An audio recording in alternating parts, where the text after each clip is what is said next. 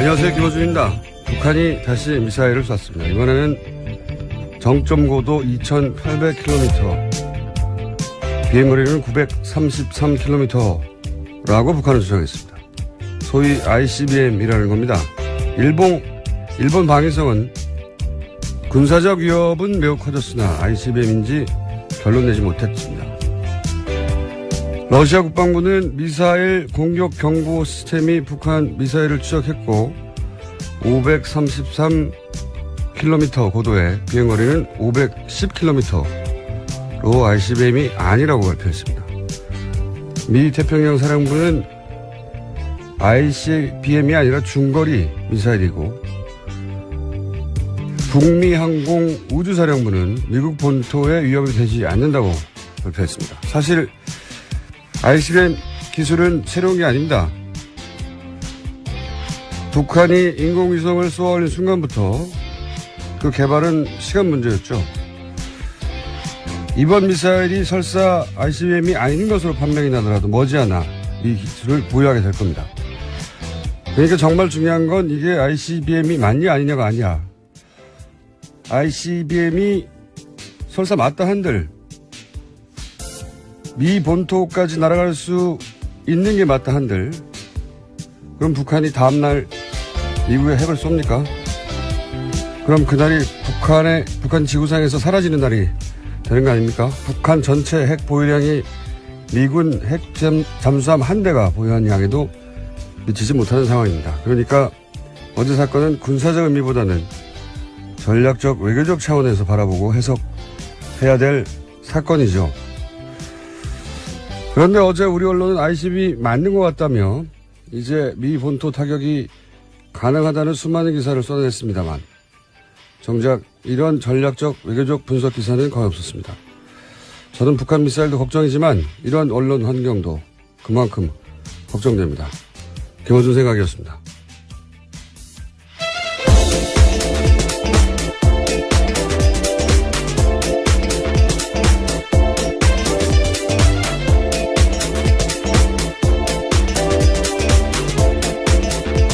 시사인의 김은지입니다. 네, 제가 오늘 오프닝을 하다 보니 오늘 정신 오락가락 하는 게 제가 느껴지는군요. 힘내십시오. 컨디션이 아주. 네. 자, 첫 뉴스는 ICBM 되겠죠? 네, 북한이 어제 오후 3시 반 대륙간 탄도미사일 그러니까 ICBM으로 추정되는 화성 14형 시험 발사에 성공했다고 발표했습니다. 북한은 시험 발사한 이 미사일의 고도는 2,800km가 넘고 비행거리는 930km라고 주장하고 있습니다. 네, 이게 원래 인공위성과 기본 기술이 같기 때문에 물론 대기권에 재진입하는 기술, 핵탄두의 소형화 이런 기술적 과제가 남아있긴 하지만 그러니까 이게 벌써 2012년 아닙니까? 북한이 인공위성을 쏘아올렸다고 처음에 주장했던 게. 예. 그리고 사실 ICBM 기술이라는 게 이게 미국, 러시아가 50년대 말에 개발한 거예요. 60년 전 기술입니다, 사실. 예. 새롭거나, 깜짝 놀랄 기술이 아니라는 거죠. 그리고 사실 미국이 우리의 그 미사일 개발 사거리 제한을 하지 않았다면 우리도 진작에 가졌을 기술인 거죠. 예. 이런 의미겠죠. 우리 차지를 보장해라. 네, 또 7월 4일이 미국 독립기념일이었거든요. 그러니까요. 예. 지금 하는 방식으로 우리를 굴복시킬 수는 없다. 예. 대등한 협상 상대를 인정하라. 이런 정도의 메시지가 될 것 같고. 이게 이제 군사적으로는 사실 북한이 이걸 가진다고 하더라도, 예. 미국 잠수함, 핵잠수함 한 대에 실린 핵무기가 북한 전체 보유량보다 많아요. 예. 그 게임이 안 되는 겁니다. 잘 대등한 관계는. 상징적인 거죠. 실제로는 게임이 안 되는 상징적인 건데, 상징적인 거라는 건 이제 전략적인 외교적인 선언인 거죠. 우리도 이런 거 있으니까 이제 막 무시하지 말고 대등하게 우리를 상대하라고. 그런 선언인 셈인데, 예, 오히려 굉장히 냉정하고 차가운 분석이 필요한 때라고 저는 봅니다. 예. 자, 그래서 그런 얘기를 좀 들어보고 싶었는데 그런 얘기가 없어서 저희 조만간 그런 분석을 하는 시간을 저희가 좀 마련해 볼까 합니다. 앞으로. 자, 다음 순요. 문재인 대통령이 G20 정상회의 참석을 위해서 오늘 독일 순방길에 오릅니다. 우리 시간으로 내일 저녁 한반도 평화 구축과 통일을 주제로 연설할 계획이고요. 또 중국과 일본, 러시아 정상과 양자회담 있습니다. 게다가 한미일 3국 정상 만참도 잇따라 예정돼 있습니다. 그렇군요.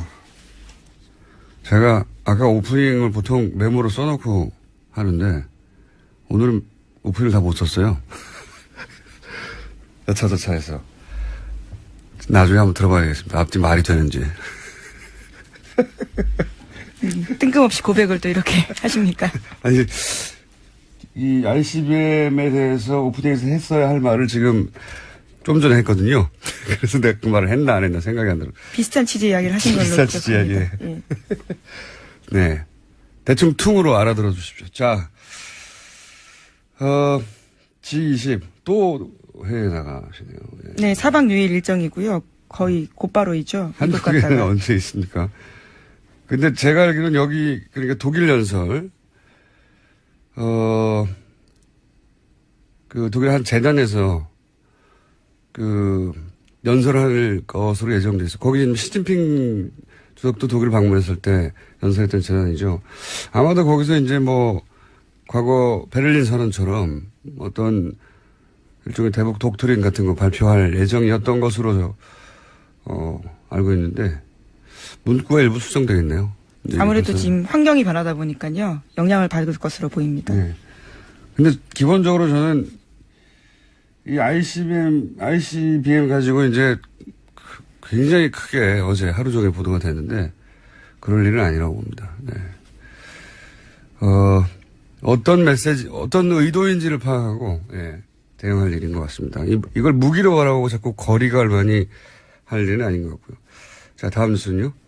네, 국민의당 제보 조작 사건 소식입니다. 어제 검찰은 이유미 씨가 조작 사실을 가장 먼저 털어놨다라는 조성은 전 국민의당 비상대책위원을 불렀습니다.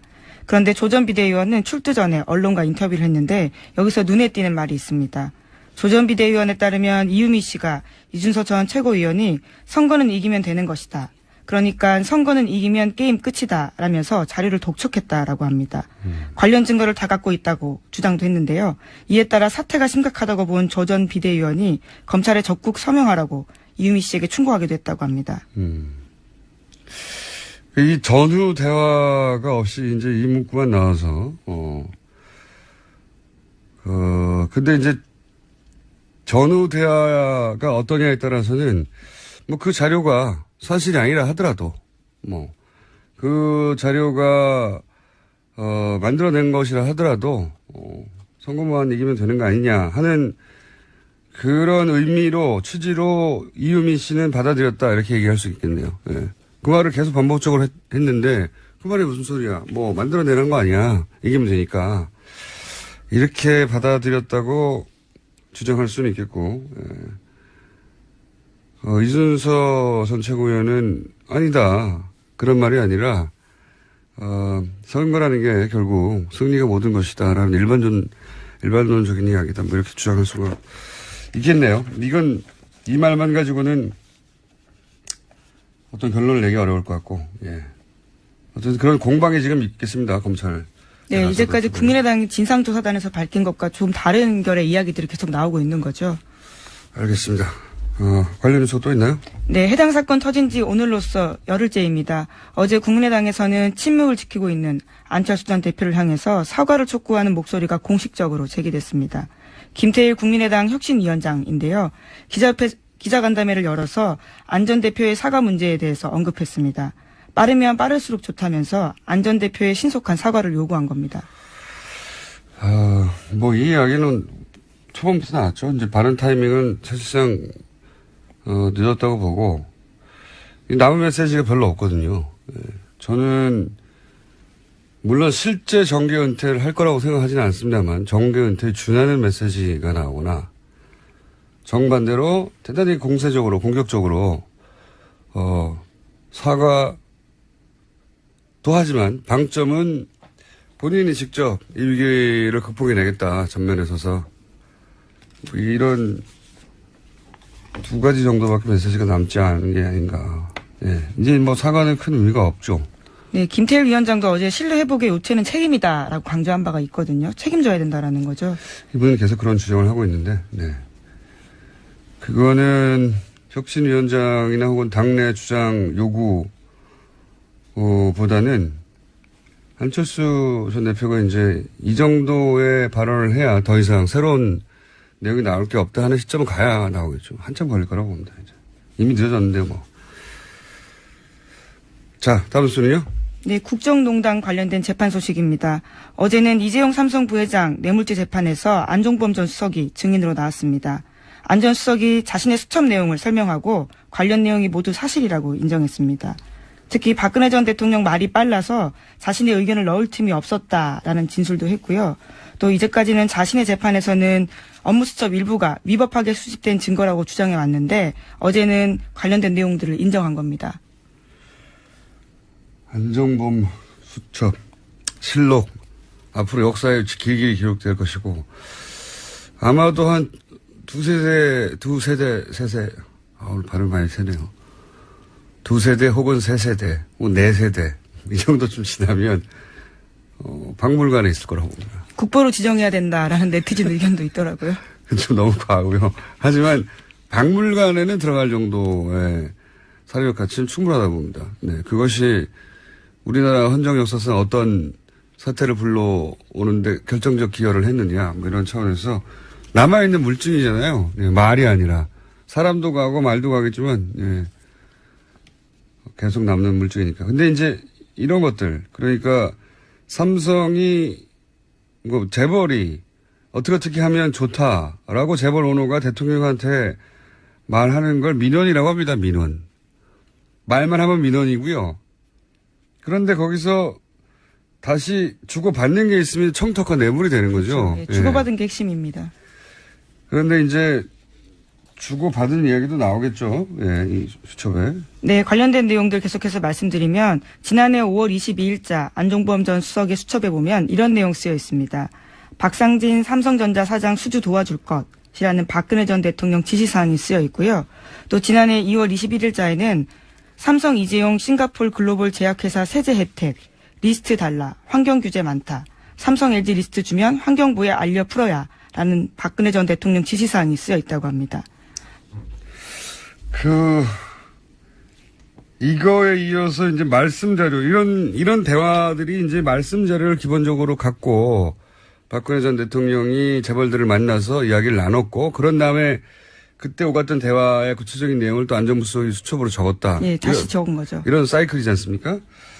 그런 사이클인데, 이 말씀 자료에 보면,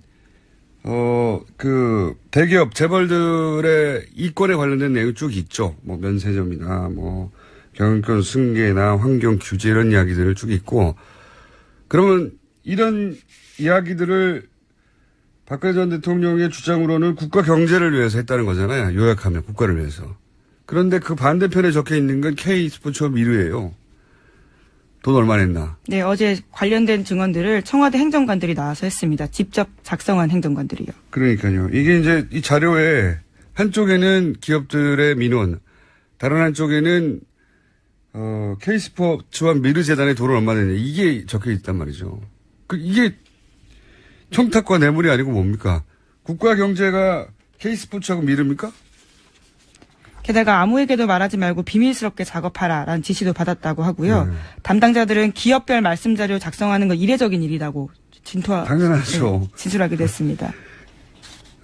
국가 경제를 위해서 할 게 미르와 K스포츠 재단에 돈 내는 것밖에 없으면 말이 안 되는 거잖아요. 우리나라가 얼마나 거대하고 복잡한 경제인데, 근데 이거 달랑 써놓고 국가 경제를 위해서라고 했다고.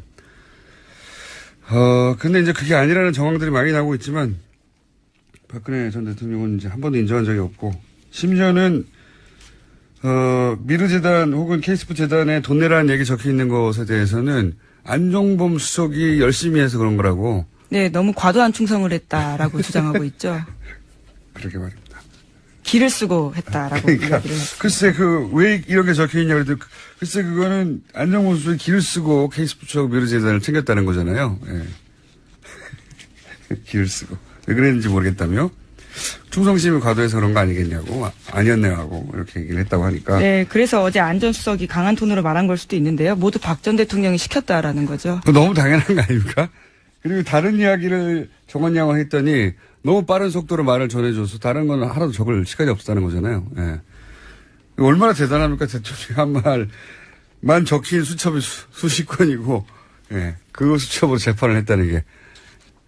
그렇다는 얘기는 최순실 씨가 얼마나 많은 요구를 대통령에게 한 겁니까? 예. 안정범 수석이 다이어리를 몇십 건을 적을 만큼. 우리가 알고 있는 게 전부가 아니에요.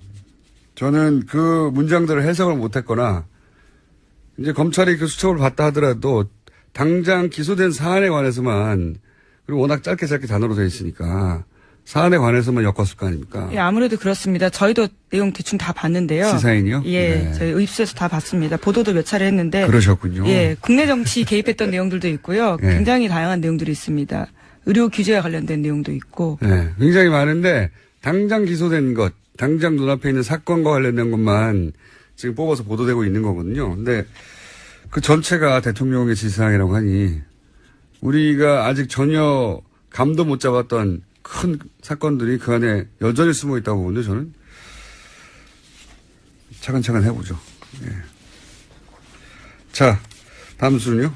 네, 어제 홍준표 자유한국당 대표가 발목 잡는 식의 투쟁은 하지 말아야 한다라고 밝혔습니다. 그러니까 여야 갈등 현안에 무조건 반대만 해서는 안 된다라는 취지의 이야기를 한 건데요. 하지만 같은 날 소속 의원들은 문재인 대통령의 김상곤 사회부총리 임명에 반발해서 추경 및 정부조직법 심사를 거부하기로 했습니다. 정우택 원내대표는 홍준표 대표는 본인 생각을 자유롭게 말했지만 의원총회를 통해서 당론으로 결정한 것을 같이 생각해주고 행동을 취할 때는 한방향으로 가는 게 옳다라는 이야기했습니다. 네.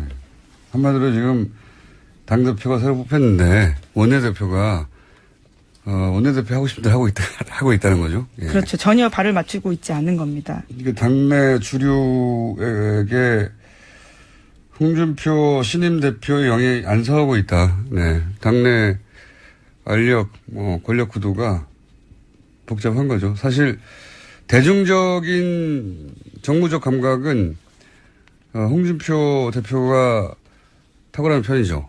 네, 예. 어제 이런 이야기도 했습니다. 청문회 통해서 부적절한 사람이란 걸 국민이 알면 됐다. 임명하는 건 정부 책임이고 판단은 국민 몫이다. 거기에 당력 쏟을 필요 없다라는 이야기도 했거든요. 지금 한국당 스탠스, 이게 대중적 감각이나 정무적 감각은 사실 굉장히 일반 눈높이에 맞기 때문에 그래서 보수 진영에서 막판에 표를 얻어낼 수도 있어서 물론 그 확장성에는 한계가 있었지만 그 전략으로는 지금 한국당의 스탠스가 과연 여론과 부합하느냐. 예. 지지율이 다소 오른다 손 치더라도 그게 과거 탄핵을 반대했던 15%를 재결집시키는 정도지 확장성이 있겠느냐 이런 판단을 홍준표 대표는 한 것 같고 반면에 정우택 원내대표는 본인이 사실상 당을 이끌던 시기 동안 세웠던 전략적 목표, 예, 그 지지자를 결집하고 사실상 무조건 반대죠. 예, 그 전략을 끌어왔는데 지금은 원래 홍준표 대표는 당내 세력이 없어요. 여러 차례 얘기했지만 없다 보니 당 대표로서 과연 앞으로 영이 설 것인지 관전 포인트입니다. 네. 하나 정도 더 하고 끝내야 될 것 같습니다. 네. 네, 박근혜 전 대통령의 오촌 조카 살인 사건 수사 기록이 사건이 발생한 지 6년 만에 유족들한테 공개가 됐습니다. 서울 북부지검은 어제 그동안 공개하지 않았던 박용철 씨의 통화 기록이 담긴 수사 기록 100쪽이 넘는 것을 복사해서 유족에게 전달했습니다. 검찰은 그러면서 이 오촌 살인 청부 의혹이 없다고 단정을 했죠. 네, 그런 식의 이야기도 했습니다. 그런데 검찰은 그런 단정을 할 만큼 이 사건을 수사한 적이 없어요. 예. 애초 이 사건은 경찰이 하루 수사하고 끝난 거거든요. 경찰이 하루 수사하고 결론을 내버렸어요. 검찰까지 가지도 않았고. 근데 검찰이 전화통화 기록 보고 청부 의혹이 없는지 어떻게 단정을 합니까? 네. 그건 말이 안 되는 것 같고. 오히려 이 사건은, 주진우 기자나 저나 SBS 그것이 알고 싶다 팀이 훨씬 길고 오래 많이 조사했어요. 저도 같이 했습니다. 김은지 기자도 부사수로 했죠. 예. 이 검찰이 이렇게 단정하면 안 된다고 저는 보고요. 예. 그리고 주요 관계자들 대부분이 사망하고 잠적했는데 검찰은 누구하고 말을 해보고 이걸 총무가 없다고 단정합니까? 해서 저희가 잠시 후에 주준희 기자하고 이 사안을 벌써 연결돼 있어요? 네. 저희 PD가 연결돼 있다고 지금 막 사인을 그냥 주면 되지 뭐 난리를 치면서 손을 흔들면서 자 주준희 기자 연결돼 있는데 요 사안을 한번 짚어보겠습니다. 안녕하세요. 안녕하십니까. 자, 살해당한 박용철 씨 아들 박모 씨가 북부지검에 이제 통화 내역을 요청한 것으로 알고 있는데 처음 통화 내역을 요구한 게 언제입니까 이게? 사실 3, 4년 됐습니다. 줄기차게 요청했는데 주지 않았습니다. 검사들이. 그래서 7개월 전인 2016년 12월 7일 소송을 제기했습니다. 소송을 7개월 전이네요. 그러면 당시 이게 북부지검이죠. 북부지검에서 유족에게 통화 내역을 몇 년간에 걸쳐서 주지 않았던 이유는 뭡니까? 뭐라고 하면서 안 준 겁니까? 수사기법 기밀 누설 그리고 불필요한 분쟁을 야기할 것이 우려된다는 것입니다. 무슨 수사기법이 누설된다는 거죠? 없죠. 항상 답이 짧아요. 불필요한 분쟁을 뭘 의미하는 겁니까 그럼? 아마도 박근혜, 박지만, 정윤회 등 실세들이 그 이름이 나오는 것이 어떤 분쟁을 일으키는 거 아닌가 이렇게 생각합니다. 검찰이 그렇게 생각했을 것 같다. 예. 그런 당시는 이제 박근혜 전 대통령이 집권하는 시기였으니까요. 그런 실세들 이름이 등장해서 문제를 일으킬 수 있으니까 하지 말자 이런 의미였을 것이다. 예. 분쟁이 필요한지 아닌지는 검찰의 판단이 아니라고 보는데, 자, 여하간, 유족이 행정법원에 이제, 소를 제기한 게 올해 1월 4일이고, 승소는 6월 초에 했던 것으로 기억을 하는데, 그럼 이제 유족이 이 자료를 직접 받는 데까지 이렇게 거의 한 달 가까이 걸린 거죠? 재판에서 그 내용을 공개하라, 유족한테 줘라 이렇게 했었는데 주지 않았습니다. 변호인들이 계속 요청을 했어도 담당 검사는 결재가 나지 않았다고 주지 않았고요. 그리고 누구한테 물어봐도 대답을 안 했습니다. 그러다가 공판 검사였던 김명옥 검사가 변호인한테 자료를 제공하겠다고 하면서 다시 제공했습니다. 하지만 자료가 다 지워진 채로 전달됐습니다. 그래서 지금 변호인들과 가족은 소송을 다시 해야 되는 거 아닌가 지금 그렇게 고민하고 있습니다. 어떤 자료가 지워진 채로 제공이 됐어요? 어떤 부분? 전화번호, 통화 내역을 달라고 했는데 통화 내역, 전화번호에 그 뒷자리가 다 지워져 있었고요. 이름도 다 지워져 있고요. 주소도 다 지워졌습니다. 이런 내용은 줄 필요도 없고요. 사실 왜 이렇게 가려있는지 이해할 수 없습니다. 그러니까 지금 통화 내역을 공개하라고 했는데. 예, 통화 내역을 다 지우고 줬습니다. 네, 꼭 필요한 통화한 사람의 이름, 그리고 통화 상대방의 뒷번호, 그리고 그 주소를 지운 채 줬다고요? 예. 네. 그럼 이건 공개한 게 아니잖아요, 이게. 네, 그렇습니다. 그래서 다시 그걸 지우지 않은 버전을 달라고 소를 제기할지도 모른다, 다시 한번. 그런 거고요. 네. 근데 이게 이제 개인정보보호법상 보호 대상이 되는 게 맞나? 일부의 개인정보를 삭제하고 줬다고 하는데? 그렇지 않습니다. 그리고 가족이 사실 확인을 위해서 달라고 했기 때문에, 네, 이런 건 개인정보 보호하고는 조금 거리가 멀고요. 그냥 가려서 줬어요. 자기네 멋대로. 지금껏 그랬습니다. 제가 알기로는 이제 박용철 씨가 직접 통화한 사람들이고, 그랬다는 건 박용철 씨에게 전화번호를 줬다는 거거든요, 그 사람들이. 그렇기 때문에. 그리고 그 살인 사건 관련자들입니다. 지원 사람들이 특히나. 예. 네. 그러니까 박용철 씨에게 전화번호를 줬다는 것은 이미 개인정보보호법 대상이 아니다. 이렇게 법적으로 봐야 되는 걸로 아는데. 자,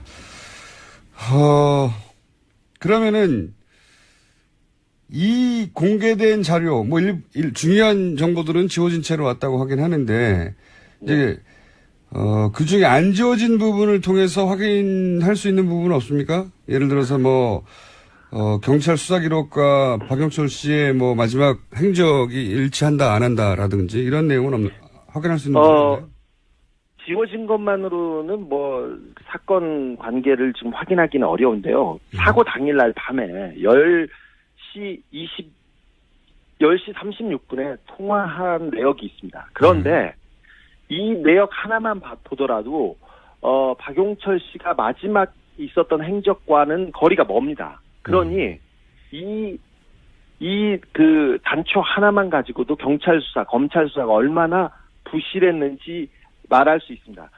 경찰은 신사동의 어느 술집을 거쳐서 신당동의 어느 술집을 거쳐서 박용철 씨가 갔다고 얘기했는데 신사동의 술집에 박용철 씨가 가지 않았던 게 이 통화 내역으로도 그 확인이 됩니다. 그리고 제가 취재해 본 결과 박용철 씨가 마지막 갔던 술집에 대해서는 그 존재하지 않는 술집이었어요. 그렇죠. 가지 않은 게 아니라 아예 술집 자체가 없었었죠. 네. 네, 그렇습니다. 그래서 얼마나 그 부실했는지 검찰이 왜 그 수사를 안 하고 덮으려고 했는지 통화 내역조차 수사를 안 했는지 그런 의구심이 더 커집니다. 그렇죠. 이 내용을 보면 뭐 통화 내역도 수사를 안 했고 당시 CCTV도 확보를 안 했고 뭐 모든 사건이 나면 요즘은 CCTV 통화 내역부터 확보하는데 그게 제 1순위입니다. 네, 그 두 가지가 없었어요. 네. 그리고 지금 이야기하고 있는 이제 마지막 술집 그 시점 그 술집 갔다 가는 술집은 경찰 수사 기록에는 있는데 나중에 보니까 아예 없었고 그리고 그 술집에 갔다고 주장했던 분은 라면을 먹다가 사망했죠. 네. 그렇습니다. 자, 한두 가지만 더 여쭤보겠습니다. 이 정도 마무리하려고 하다가 생각해 보니까 혹시 이제 지금 몇 년째 계속 후속 취재를 하고 있는데 최근에 이 사건과 직접 혹은 간접 관계 있는 인물 중에 보도된 사건 말고 또 다른 사건이 혹시 있는 게 있습니까? 아까 라면 먹다 죽은 분이 있었지 않습니까? 네. 그리고 또 이 오촌 살인 사건의 핵심 당사자가 지난해 심장마비로 갑자기 사망했습니다. 박지만 씨의 수행비서 또는 그렇습니다. 그분이 갑자기 사망했죠. 박지만 씨의 비서실장 이 오촌 살인 사건의 가장 핵심 인물이라고 할 수 있죠. 인물로 꼽히는 정용희 씨라는 사람이 최근에 지난달에 자살 미수 사건이 있었습니다. 자살 미수. 동해안에 실종 신고가 돼서 동해안에서 차를 찾았는데 자살 미수 사건으로 경찰까지 출동했는데 이게 조금 석연찮습니다. 주변에는 유서를 써놓고 갔어요. 그런데 유서를 수차례 남기고 왔고 유서를 쓰긴 했는데 자기는 죽을 뜻이 없다는 얘기를 여러 군데 하고 갔습니다. 그러니까 나는 죽지 않겠다 그러면서 유서를 쓰고 사라졌는데 조금 이 문제도 굉장히 좀 미스테리합니다. 지금 생명에 지장은 없는데 정 씨는 지금 자취를 감춘 상태입니다. 굉장히 이상한 사건이에요. 그러니까 본인은 자살하지 않는다고 주변에 계속 말해왔는데 요약하면 네. 그런데 자살 미수가 있었던 날 그때 남긴 내용을 보니까 자기는 자살할 생각이 없으니까 자살을 막아달라고 하는 내용이었고 네. 그리고 그렇게 자살을 안 한다고 했는데 자살하려고 하던 상태로 발견이 됐고 그때 남긴 문서는 나는 자살할 생각이 없다는 내용이었네요. 아니요. 유서는 그 마지막 유서는 나는 죽습니다 이렇게 했는데 그 전까지도 계속해서 유서를 썼고요. 그리고 주변 지인 그리고 가족들한테는 나는 절대 죽지는 않을 거야. 나는 절대 죽지는 않을 거야. 계속 얘기를 하고 다녔습니다. 그러니 약간 미심쩍은 그 행동을 계속 해왔던 거는 사실입니다. 최근 몇 달 동안.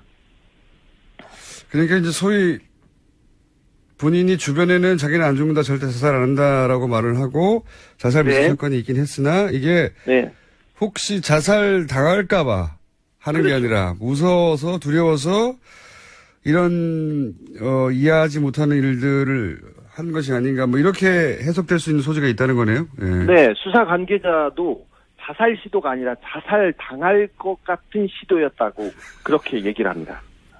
또 무서운 일이 또 벌어지는군. 정경욱 씨는 그러면 지금 후속 취재가 됩니까?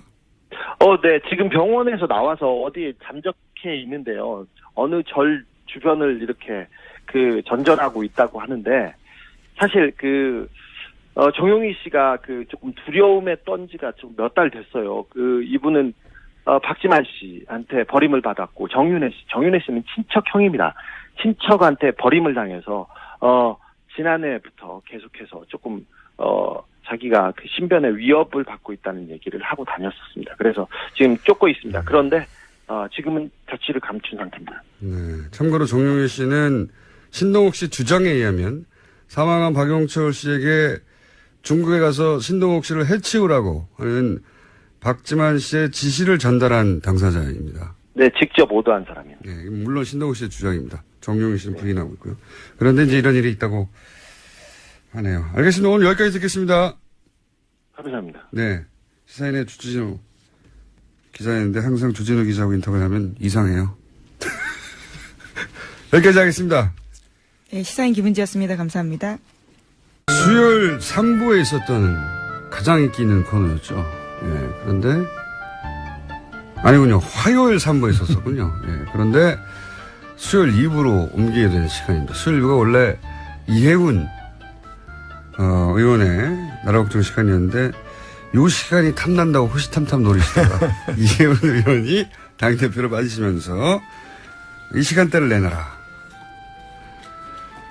노회찬 원내대표 나오셨습니다. 안녕하십니까? 예, 안녕하십니까? 예, 이 시간대를 좋아하셨군요.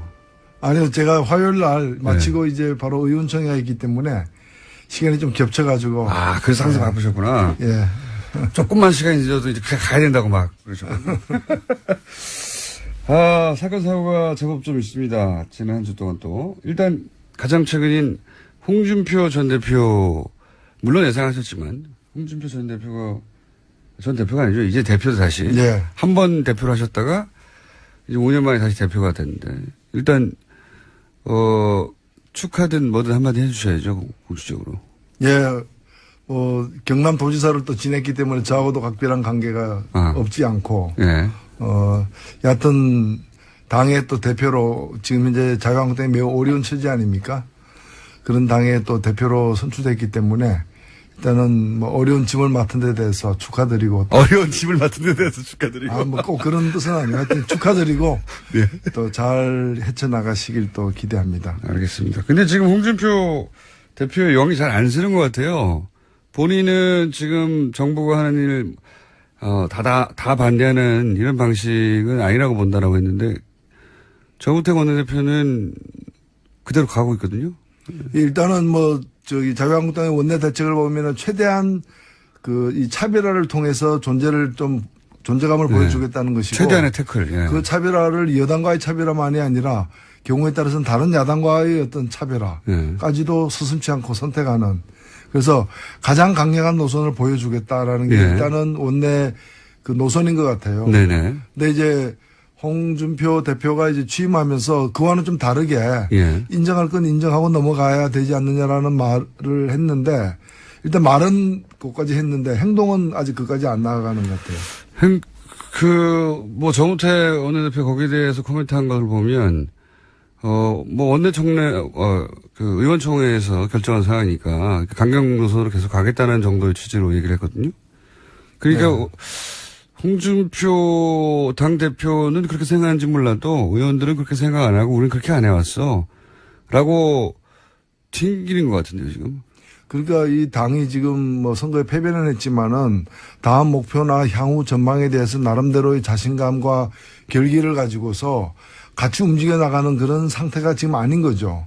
그러다 보니까 정우택 원내대표도 홍 대표의 당선 일성, 당선되자마자 뭐라고 얘기했냐면은 원내 대표와 당 대표가 이렇게 큰 추락을 없이 사건 사고 없이 이렇게 잘 헤쳐나가길 바란다고 얘기한 것 자체가 여러 가지 어떤 돌발 변수가 숨어 있다라는. 트러블이 있다는 얘기죠. 예. 네. 그건 뭐 가능성이 있다는 얘기죠. 그건 어차피 또 함께 일해왔던 분들도 아니기 때문에 그런 거죠.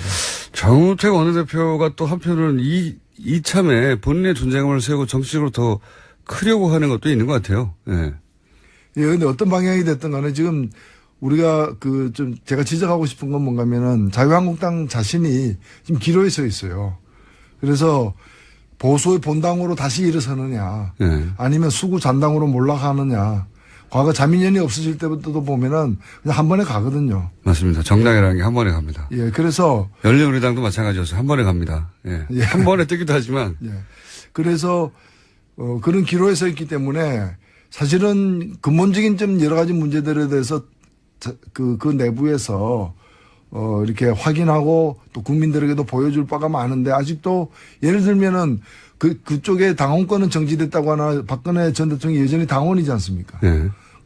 그 당원이 현직 대통령에서 파면당하고 탄핵당하고 감옥까지 갔는데 그 사태에 대해서 지금 어떤 국민들에게 제대로 된 사과를 한번 했느냐라는 거죠. 그리고 또 그걸 씻고 지금도 뭐 일각에서는 무죄다라고 얘기하는 거 아니에요. 억울하게 탄핵당했다라고 지금. 감옥에서 빨리 꺼내야 된다고. 예. 그렇게 얘기를 하는 그것이 진짜 노선인지 국민에 대해서 진심으로 하는 얘기인지 아닌지 이런 것부터 하나하나 정립해가지고 제대로 된 보수정당으로 새로 날 것인지 아니면은 그냥 이제 수구잔당으로 몰락의 길을 갖다가 그냥 마다않고 갈 것인지를 오히려 결정해야 될 때지 자기들끼리 뭐 다투고 하는 문제는 아닐 것 같습니다. 친박계라고 나는 친박계라고 주장하는 사람은 아무도 없지만 여전히 그 힘이 센 것 같습니다. 자유한국당 내에서는. 친박계가 두려워하는 거는 홍준표 지금 새 지도부가 아니고 예. 뭐 그 친박계를 등용하네 안 하네 얘기하지만은 친박계는 그런데 지금 연연하는 게 아니라 사정당국. 현 정권의 사정당국을 갖다가 이제 두려워하고 그쪽을 주로 쳐다보는 거죠. 예. 그렇겠죠, 당연히. 그래서 더 강하게 나오는지도 모릅니다, 지금. 예. 우리 건들면 우리도 가만히 있지 않겠다고 하는 제초일 것도 같고. 홍준표 전 대표가 아니라 자꾸 전 대표라고 하는 전 후보, 현 대표는 저희가 조만간 모시겠습니다, 직접. 국민의당 사태의 추이는 어떻게 보고 계십니까?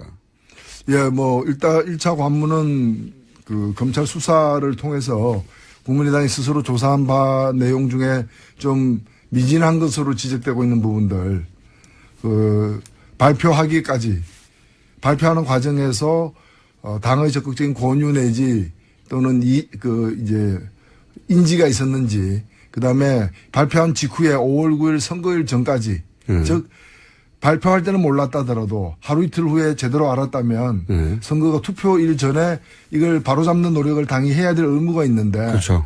그걸 갖다가 했는지 안 했는지. 그러니까 이제 5월 9일 전에 알았는지 안 알았는지. 지금 5월 8일 날 알았을 수 있다. 이준서는. 최고위원은 알았을 수 있다라는 또 정황도 나오기 때문에 그 부분이 명확해질 필요가 있고요. 마지막으로는 이제 뒷수습 과정에서 이걸 은폐 내지 덮으려고 어떤 시도가 있었는지 등에 대해서 미진한 부분은 검찰 수사를 통해서 밝혀질 텐데 저는 좀 약간 납득이 안 가는 것이 일단은 국민의당의 발표에 대해서도 여러 문제제기가 있습니다만은 저는 뭐 믿고 싶어요. 공당이 그래도 큰 사고를 당하고 수습 차원에서 진상조사인 거라면은 믿는 게 저는 예의라고 생각되거든요. 본인들이 할 수 있는 만큼 최대치를 했다 뭐 이 정도까지는 믿어줘야죠. 근데 이제 믿는다 하더라도 남는 부분이 있어요. 그건 뭐냐면은 자꾸 이제 단독 범행을 강조하는데 그러면 단독 범행이면 국민의당은 면책이 되느냐라는 거예요. 맞습니다. 예. 자꾸 이제 아니 뭐 콜레라균은 이유미가 만들었다라고 얘기하는데 그건 그렇다 치더라도 단독으로 만들었다고 하는데 단독으로 만들었던 합작으로 만들었던 그 콜레라균을 갖다가 국민의당 분무기로 뿌린 거 아니에요? 그러니까, 그 뿌린 쪽이 더 어찌 보면은 책임이 큰 거 아니에요. 만일에 그 이유미 씨가 기자회견을 자청해가지고 이런 정보를 입수했는데 이 취업 청탁 이런 게 있었다라고 얘기했으면 누가 믿었겠어요.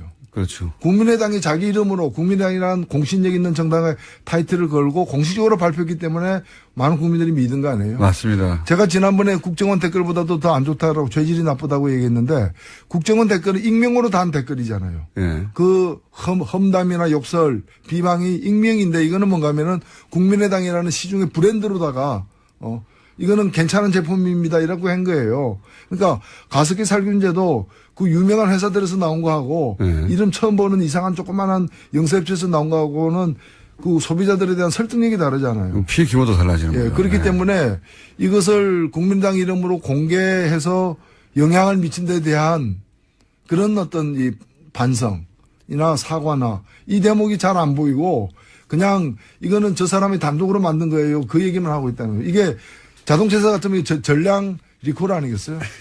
이거 리콜도 불가능한 제품인 거죠. 저는 또 한 가지 이 국민의당이 대단히 잘못했다고 생각하는 워딩이 뭐냐면 국민의당이 본인들이 속았다 이런 식으로 워딩을 했지 않습니까? 이유미 씨가 자신들을 속였다. 이유미에게 당도 속았다. 저는 근데 이제 우리도 피해자라는 거죠. 이게 속았다는 거는 자신들이 피해자라는 거잖아요. 당 내에서 자기들끼리는 그런 말을 할 수 있어요. 그렇죠. 이거는 국민이 속은 거거든요. 그냥 자기들 속사정이야 자기들끼리 얘기고 우리가 여름에 냉면집 주인이 예. 나는 대장균에게 속았다. 걔들이 이렇게 많을 줄 몰랐다. 이제 많으면서도 나한테 많은 척 안 했다. 뭐. 그걸 이제 조사해가지고 많으면 팔지 말아야 될 책임이 냉면집 주인한테 있는데. 그러니까요. 예. 균이 나를 속였다. 뭐 이렇게 대장균 단독 범행이다. 뭐 이렇게 얘기해요. 대장균 단독 범행이다.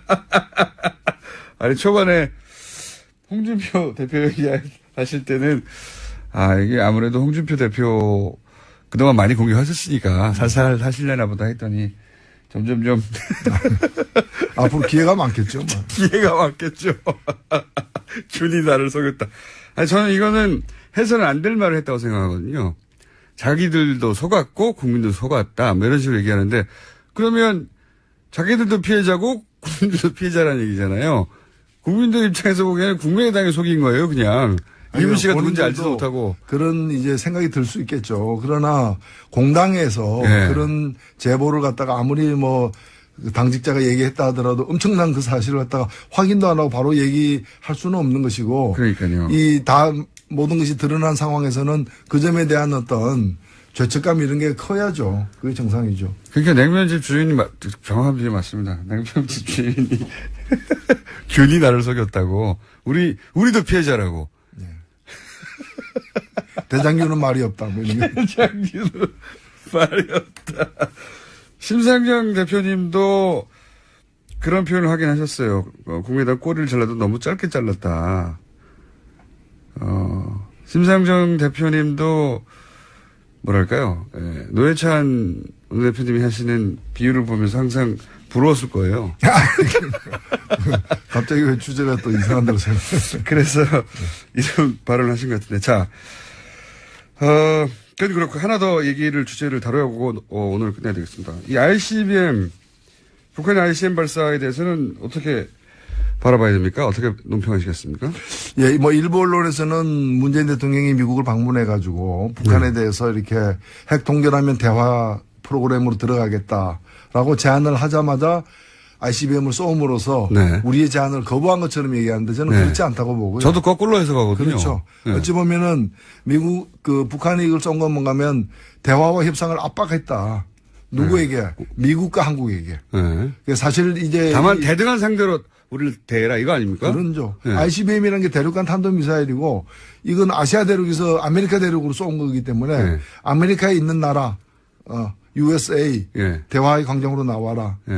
자꾸 이제 중국을 갖다 건드려가지고 뒤에서 쑤시지 말고 또 한국만 가지고 대화하기는 어렵다. 왜냐하면 모든 어떤 무기에 대한 통제권은 미국이 갖고 있으니까 미국과 같이 대화해야 된다는 거고 저는 북한의 행동은 규탄해야 마땅하지만은 실제로 문제를 해결하기 위해서는 해석을 제대로 해야 되는데 미국과 한국이 다 대화에 나서야지 미국이 계속해서 이제까지 보면 과거에 클린턴 정부 때도 8년 임기 거의 다 끝나갈 무렵에 울브라이트를 갖다 평양에 보내는 타이밍 놓치는 그거를 대응이 두고두고 있었고. 다들 후회하죠. 후회했죠. 예. 부시도 보면은 부시 4년을 허망하게 보내고 강경책으로 예. 그다음에 마지막에 이제 전략을 선회했지만은 너무 늦었고 오바마 같은 경우에는 전략적 인내라 해가지고 전략적 인내가 뭔가 하면은 아무것도 안 하는 거죠. 안 하는 게 전략적 인내인 거예요. 예. 그때 또 우리가 보수 정권이었기 때문에 뭘 할 수도 없었겠죠. 예, 그 없었죠. 그렇기 때문에 저는 이제 되려면은 제대로 해야 되는 거고 트럼프 정부도 과거 미국 정부의 실패를 전체를 밟아서는 안 된다고 봅니다. 적극적으로 임해야 된다고 봅니다. 그러니까요. 저는 이제 이런 ICBM이니 아니네, 맞네, 뭐 북한에서 미국까지 날아가네, 아니네 이런 얘기가 계속 집중해서 언론이 보도하는데 이걸 무기의 성능으로 볼 일이 아니고 무기의 성능으로 따지면 미국이 가지고 있는 핵은 뭐 북한이 가지고 있는 핵의 몇만 배 아닙니까? 비교도 안 되는 건데. 네. 몇만 배가 아니라 몇백만 배 되겠죠. 그러니까 무기의 성능으로 따질 일이 아니라 북한의 의도를 해석하고 계속해서 이게 뭘 하려고 하는 거냐 분석하는 게 나와야 되는데 무기로서만 자꾸 보도가 돼가지고요. 네. 저는 이 점과 관련해가지고 한국의 언론들이 자신들이 한 얘기에 대해서 정말 책임을 지고 반성할 건 반성해야 된다고 봅니다. 얼마 전에 그 문정인 특보가 예, 그러니까요. 미국 가서 핵 동결하면은 뭐 이 군사훈련을 줄이겠다고 하는 거 있죠. 예. 그 며칠 후에 보니까 미국 외교협회에서 공화당 민주당이 합동으로 낸 전문가 보고서에 그게 들어가 있어요. 그러니까 미국도 주머니속에서 만지고 있는 카드인데 그러니까 그걸 말이죠. 갖다가 특보가 이런 것도 있을 수 있다라고 옵션을 얘기했다 그래가지고 난리라고. 벌떼처럼 달라들었잖아요. 노회찬 논의였습니다. 시간이 아쉽습니다. 또 뵙겠습니다. 네, 감사합니다. 라는 진술도 했고요. 또 이제까지는 자신의 재판에서는 업무수첩 일부가 위법하게 수집된 증거라고 주장해 왔는데 어제는 관련된 내용들을 인정한 겁니다. 안정범 수첩 실록 앞으로 역사에 길게 기록될 것이고 아마도 한 세세 오늘 발음 많이 세네요. 2세대 혹은 3세대, 뭐 4세대 이 정도쯤 지나면 박물관에 있을 거라고 봅니다. 국보로 지정해야 된다라는 네티즌 의견도 있더라고요. 좀 너무 과하고요. 하지만 박물관에는 들어갈 정도의 사료적 가치는 충분하다고 봅니다. 네, 그것이 우리나라 헌정 역사상 어떤 사태를 불러오는데 결정적 기여를 했느냐 뭐 이런 차원에서 남아있는 물증이잖아요. 네, 말이 아니라 사람도 가고 말도 가겠지만 예, 계속 남는 물증이니까. 근데 이제 이런 것들 그러니까 삼성이 뭐 재벌이 어떻게 하면 좋다라고 재벌 오너가 대통령한테 말하는 걸 민원이라고 합니다. 민원. 말만 하면 민원이고요. 그런데 거기서 다시 주고받는 게 있으면 청탁과 뇌물이 되는 거죠. 그렇죠. 예, 주고받은 게 핵심입니다. 그런데 이제 주고받은 이야기도 나오겠죠. 예, 이 수첩에. 네, 관련된 내용들 계속해서 말씀드리면 지난해 5월 22일자 안종범 전 수석의 수첩에 보면 이런 내용 쓰여 있습니다. 박상진 삼성전자 사장 수주 도와줄 것이라는 박근혜 전 대통령 지시사항이 쓰여 있고요. 또 지난해 2월 21일자에는 삼성 이재용 싱가폴 글로벌 제약회사 세제 혜택, 리스트 달라, 환경 규제 많다, 삼성 LG 리스트 주면 환경부에 알려 풀어야 라는 박근혜 전 대통령 지시사항이 쓰여 있다고 합니다. 이거에 이어서 이제 말씀 자료, 이런 대화들이 이제 말씀 자료를 기본적으로 갖고 박근혜 전 대통령이 재벌들을 만나서 이야기를 나눴고 그런 다음에 그때 오갔던 대화의 구체적인 내용을 또 안정부 수석이 수첩으로 적었다. 예, 다시 적은 거죠. 이런 사이클이지 않습니까? 그런 사이클인데 이 말씀 자료에 보면 대기업 재벌들의 이권에 관련된 내용이 쭉 있죠. 뭐 면세점이나 뭐 경영권 승계나 환경 규제 이런 이야기들을 쭉 있고 그러면 이런 이야기들을 박근혜 전 대통령의 주장으로는 국가 경제를 위해서 했다는 거잖아요. 요약하면 국가를 위해서. 그런데 그 반대편에 적혀 있는 건 K스포츠와 미르예요. 돈 얼마 냈나. 네, 어제 관련된 증언들을 청와대 행정관들이 나와서 했습니다. 직접 작성한 행정관들이요. 그러니까요. 이게 이제 이 자료에 한쪽에는 기업들의 민원, 다른 한쪽에는 K스포츠와 미르재단의 돈을 얼마 냈냐. 이게 적혀 있단 말이죠. 이게 청탁과 뇌물이 아니고 뭡니까? 국가 경제가 K스포츠하고 미릅니까? 게다가 아무에게도 말하지 말고 비밀스럽게 작업하라라는 지시도 받았다고 하고요. 담당자들은 기업별 말씀 자료 작성하는 건 이례적인 일이라고 당연하죠. 진술하기도 했습니다. 국가 경제를 위해서 할 게 미르와 K스포츠 재단에 돈 내는 것밖에 없으면 말이 안 되는 거잖아요. 우리나라가 얼마나 거대하고 복잡한 경제인데, 그래서 이거 달랑 써놓고 국가 경제를 위해서라고 했다고. 근데 이제 그게 아니라는 정황들이 많이 나오고 있지만, 박근혜 전 대통령은 이제 한 번도 인정한 적이 없고, 심지어는, 미르재단 혹은 K스포츠 재단에 돈 내라는 얘기 적혀 있는 것에 대해서는 안종범 수석이 열심히 해서 그런 거라고. 네, 너무 과도한 충성을 했다라고 주장하고 있죠. 그렇게 말입니다. 기를 쓰고 했다라고 그러니까, 이야기를 했습니다. 글쎄 왜 이런 게 적혀 있냐 그래도 글쎄 그거는 안정범 수석이 기를 쓰고 K스포츠하고 미르재단을 챙겼다는 거잖아요. 예.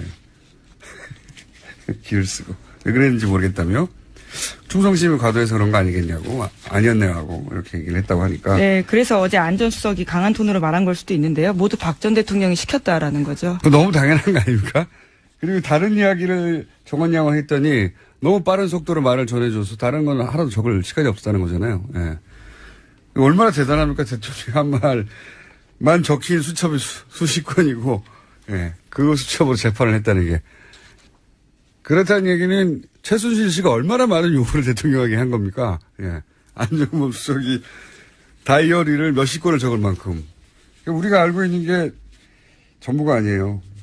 저는 그 문장들을 해석을 못했거나 이제 검찰이 그 수첩을 봤다 하더라도 당장 기소된 사안에 관해서만 그리고 워낙 짧게 단어로 되어 있으니까 사안에 관해서만 엮었을 거 아닙니까? 예, 아무래도 그렇습니다. 저희도 내용 대충 다 봤는데요. 시사인이요? 예, 네. 저희 의입수에서 다 봤습니다. 보도도 몇 차례 했는데. 그러셨군요. 예, 국내 정치 개입했던 내용들도 있고요. 예. 굉장히 다양한 내용들이 있습니다. 의료 규제와 관련된 내용도 있고. 네, 굉장히 많은데 당장 기소된 것, 당장 눈앞에 있는 사건과 관련된 것만 지금 뽑아서 보도되고 있는 거거든요. 근데 그 전체가 대통령의 지시사항이라고 하니 우리가 아직 전혀 감도 못 잡았던 큰 사건들이 그 안에 여전히 숨어 있다고 보는데 저는 차근차근 해보죠. 예. 자, 다음 순요. 네, 어제 홍준표 자유한국당 대표가 발목 잡는 식의 투쟁은 하지 말아야 한다라고 밝혔습니다. 그러니까 여야 갈등 현안에 무조건 반대만 해서는 안 된다라는 취지의 이야기를 한 건데요. 하지만 같은 날 소속 의원들은 문재인 대통령의 김상곤 사회부총리 임명에 반발해서 추경 및 정부조직법 심사를 거부하기로 했습니다. 정우택 원내대표는 홍준표 대표는 본인 생각을 자유롭게 말했지만 의원총회를 통해서 당론으로 결정한 것을 같이 생각해주고 행동을 취할 때는 한방향으로 가는 게 옳다라는 이야기했습니다. 네. 한마디로 지금 당대표가 새로 뽑혔는데 원내대표가 원내대표 하고 싶은 대로 하고 있다는 거죠. 예. 그렇죠. 전혀 발을 맞추고 있지 않은 겁니다. 이게 당내 주류에게 홍준표 신임 대표의 영향이 안 서하고 있다. 네. 당내 알력, 권력 구도가 복잡한 거죠. 사실 대중적인 정무적 감각은 홍준표 대표가 탁월한 편이죠. 네, 어제 이런 이야기도 했습니다. 청문회 통해서 부적절한 사람이란 걸 국민이 알면 됐다. 임명하는 건 정부 책임이고 판단은 국민 몫이다. 거기에 당력 쏟을 필요 없다라는 이야기도 했거든요. 지금 한국당 스탠스, 이게 대중적 감각이나 정무적 감각은 사실 굉장히 일반 눈높이에 맞기 때문에 그래서 보수 진영에서 막판에 표를 얻어낼 수도 있어요. 물론 그 확장성에는 한계가 있었지만 그 전략으로는. 지금 한국당의 스탠스가 이유미 씨가 조작 사실을 가장 먼저 털어놨다라는 조성은 전 국민의당 비상대책위원을 불렀습니다. 그런데 조 전 비대위원은 출두 전에 언론과 인터뷰를 했는데 여기서 눈에 띄는 말이 있습니다. 조 전 비대위원에 따르면 이유미 씨가 이준석 전 최고위원이 선거는 이기면 되는 것이다. 그러니까 선거는 이기면 게임 끝이다 라면서 자료를 독촉했다라고 합니다. 관련 증거를 다 갖고 있다고 주장도 했는데요.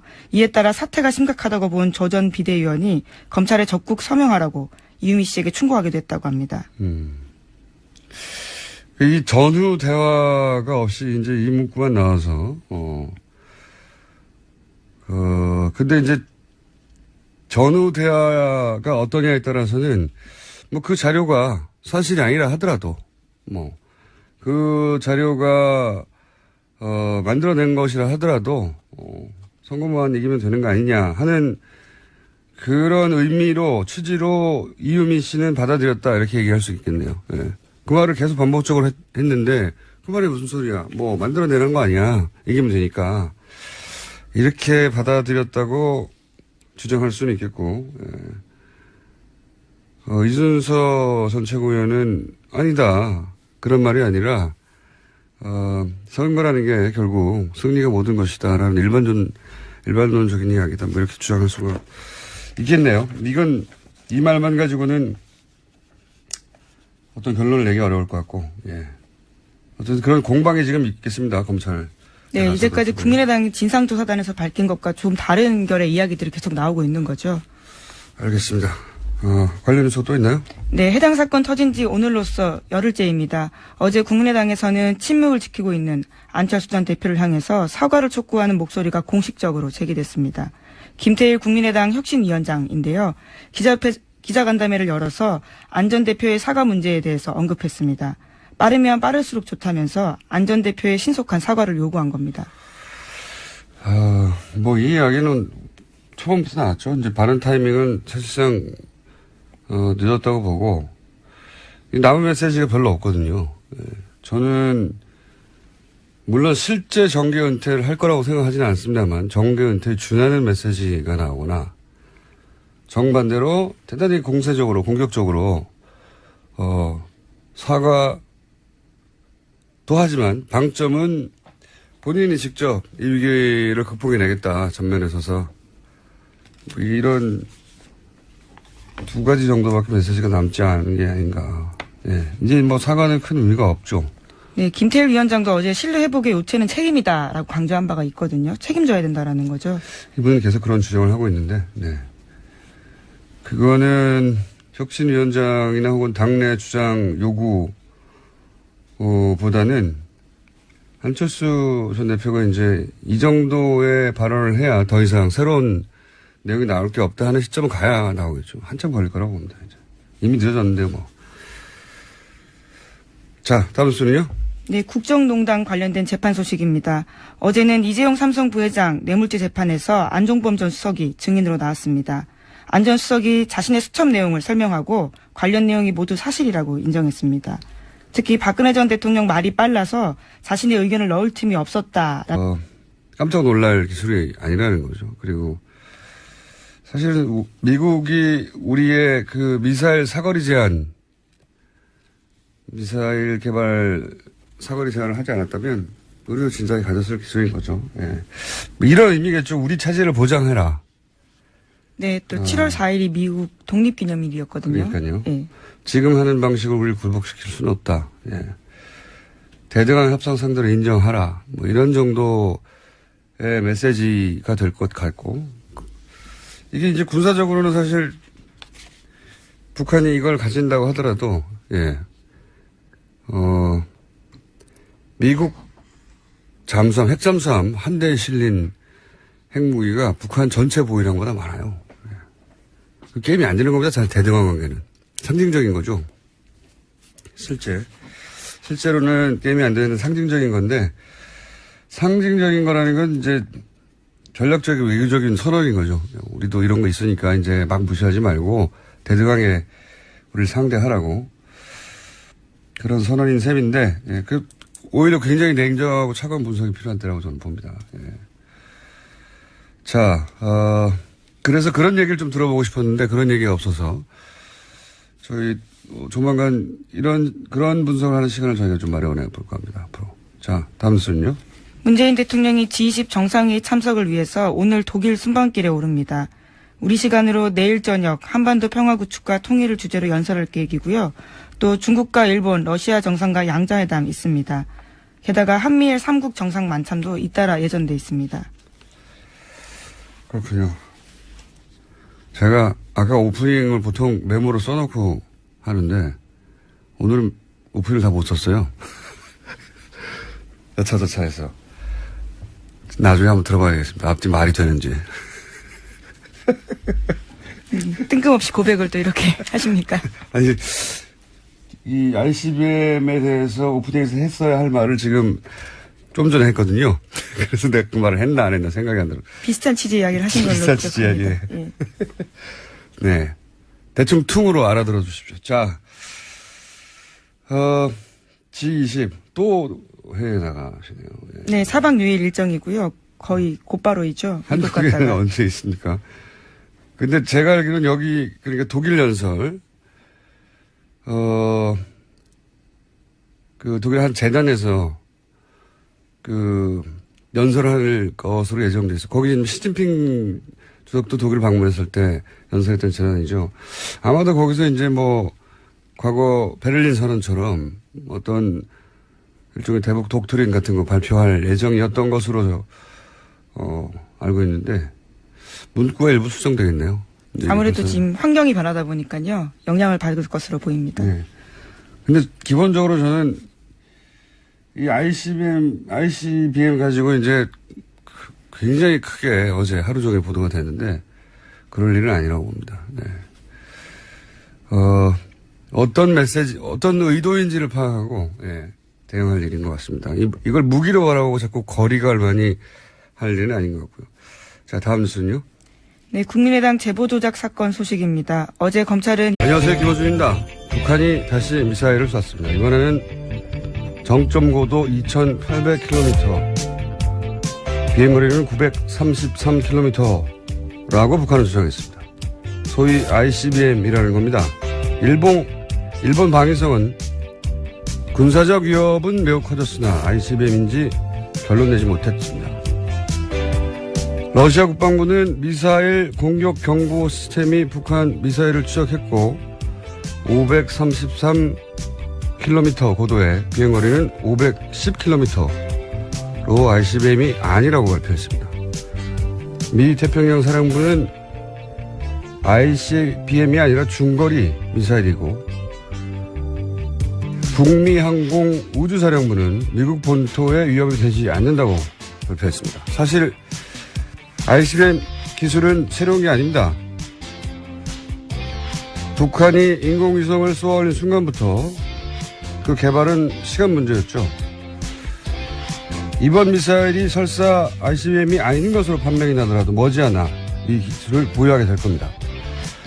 그러니까 정말 중요한 건 이게 ICBM이 맞냐 아니냐가 아니야. ICBM이 설사 맞다 한들 미 본토까지 날아갈 수 있는 게 맞다 한들 그럼 북한이 다음날 이후에 핵을 쏩니까? 그럼 그날이 북한 지구상에서 사라지는 날이 되는 거 아닙니까? 북한 전체 핵 보유량이 미군 핵 잠수함 한 대가 보유한 양에도 미치지 못하는 상황입니다. 그러니까 어제 사건은 군사적 의미보다는 전략적 외교적 차원에서 바라보고 해석해야 될 사건이죠. 그런데 어제 우리 언론은 ICBM 맞는 것 같다며 이제 미 본토 타격이 가능하다는 수많은 기사를 쏟아냈습니다만 정작 이런 전략적 외교적 분석 기사는 거의 없었습니다. 저는 북한 미사일도 걱정이지만 이런 언론 환경도 그만큼 걱정됩니다. 김호준 생각이었습니다.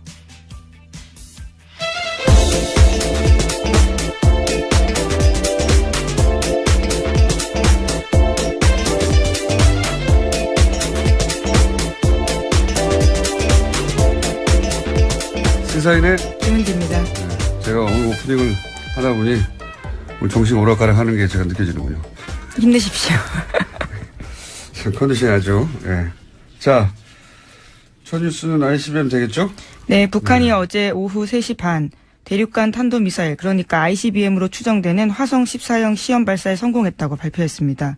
북한은 시험 발사한 이 미사일의 고도는 2,800km가 넘고 비행거리는 930km라고 주장하고 있습니다. 네. 이게 원래 인공위성과 기본 기술이 같기 때문에 물론 대기권에 재진입하는 기술, 핵탄두의 소형함 이런 기술적 과제가 남아있긴 하지만 그러니까 이게 벌써 2012년 아닙니까? 북한이 인공위성을 쏘아 올렸다고 처음에 주장했던 게. 예. 그리고 사실 ICBM 기술이라는 게 이게 미국, 러시아가 50년대 말에 개발한 거예요. 60년 전 기술입니다, 사실. 예. 새롭거나,